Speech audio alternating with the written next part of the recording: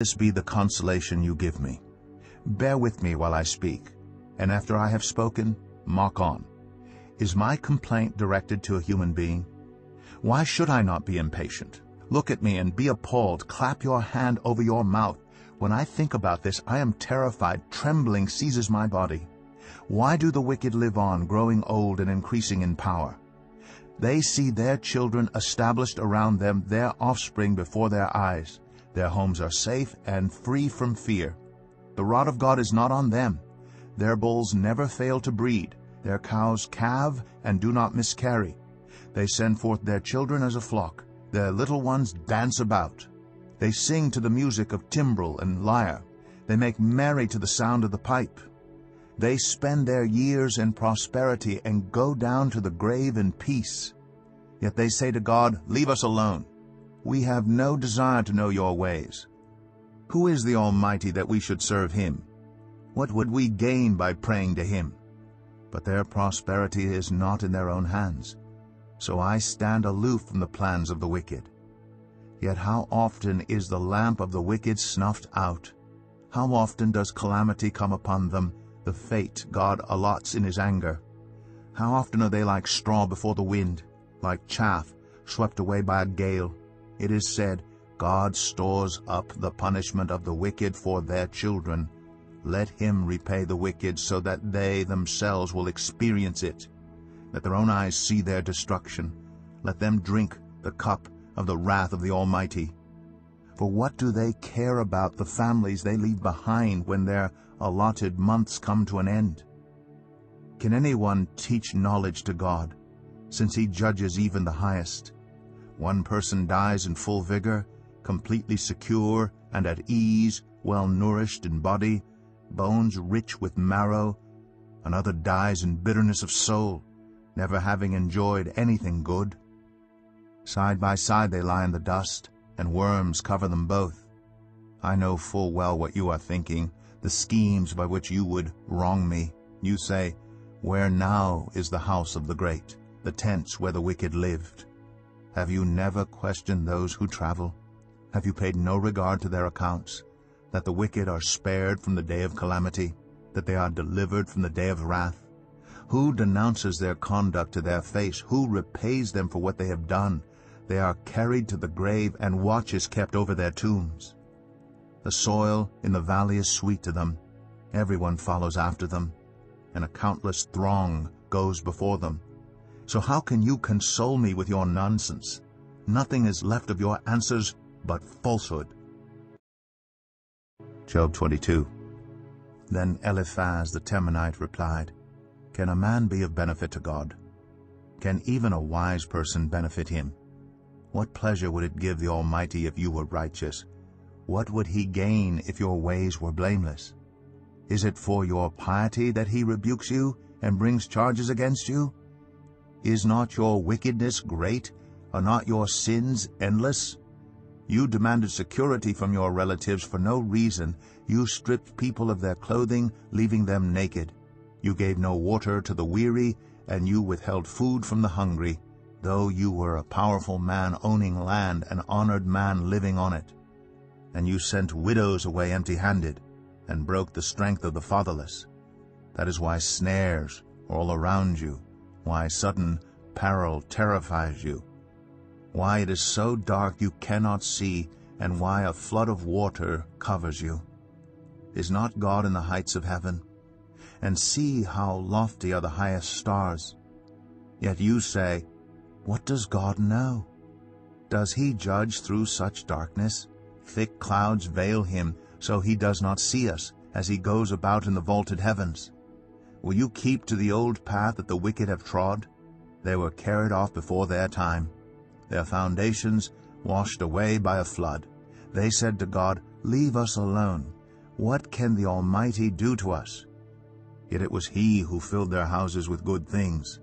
So I stand aloof from the plans of the wicked. The righteous see their ruin and rejoice.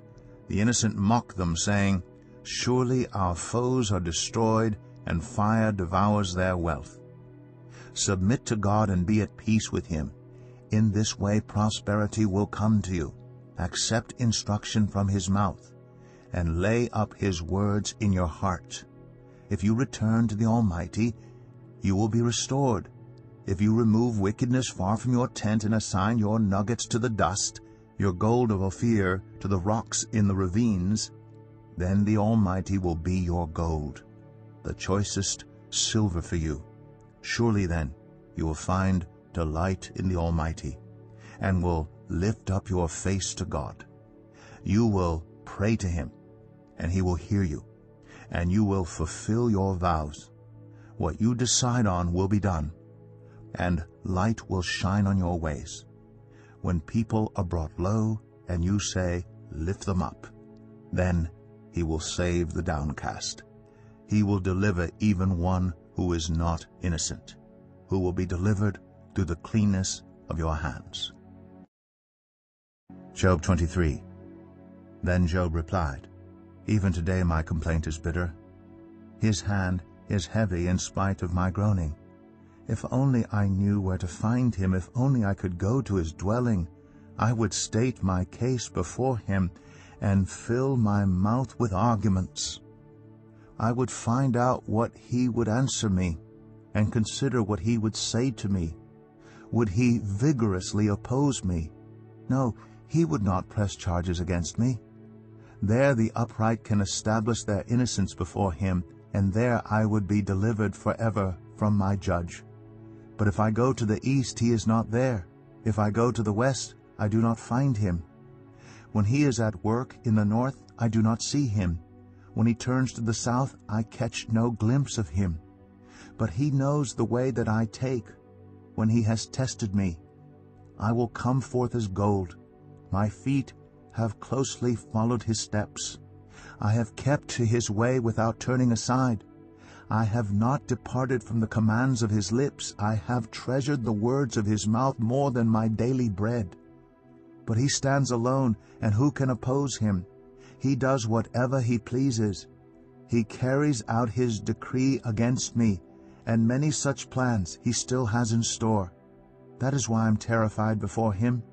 When I think of all this, I fear him. God has made my heart faint. The Almighty has terrified me.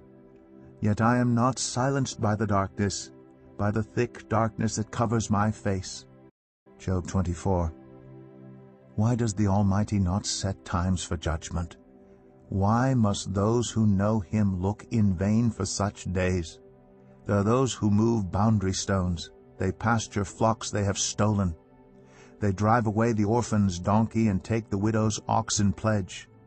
They thrust the needy from the path and force all the poor of the land into hiding. Like wild donkeys in the desert, the poor go about their labor of foraging food. The wasteland provides food for their children. They gather fodder in the fields and glean in the vineyards of the wicked. Lacking clothes, they spend the night naked. They have nothing to cover themselves in the cold. They are drenched by mountain rains and hug the rocks for lack of shelter.